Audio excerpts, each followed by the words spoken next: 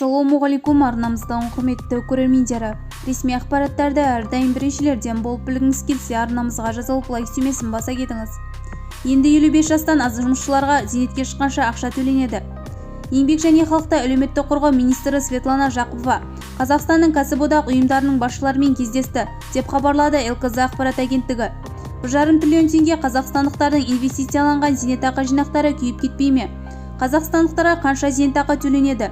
Министр жұмыскерлердің өкілдеріне зиянды еңбек жағдайларында ұзақ уақыт бойы жұмыс істейтін азаматтарға 55 жастан бастап зейнеткерлік жасқа толғанға дейін арнаулы әлеуметтік төлемді енгізуді көздейтін заңнамаға енгізілетін түзетулер туралы баяндады. Министр арнайы әлеуметтік төлем ала алатын жұмыскерлердің саны жыл сайын арта түсетінін айтты. Кездесу Қазақстан Республикасының Кәсіподақтар Федерациясының алаңында өтті.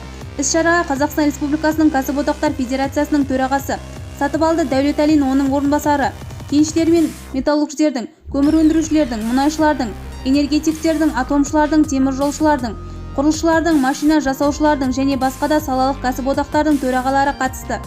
Арнайы әлеуметтік төлемдерді тағайындаудың міндетті шарттары мынандай: 55 жасқа толу және соңғы 7 жылда БЖЗК-ға кәсіптік зейнетақы аударымдарының болуы. Арнайы әлеуметтік төлем бірнеше компоненттен тұрады және 4 қаражат кезеңінен жүзеге асырылады.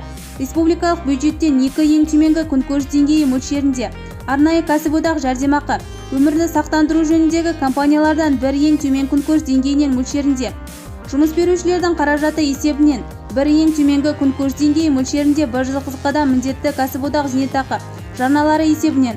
Бұдан басқа жұмыскерлерге БЖЗК-дағы зейнетақы жинақтарын ескере отырып, міндетті зейнетақы жарналары есебінен төлемдер алу құқығы беріледі, деді Светлана Жақыпова. Бізді бақылауды жалғастырыңыз.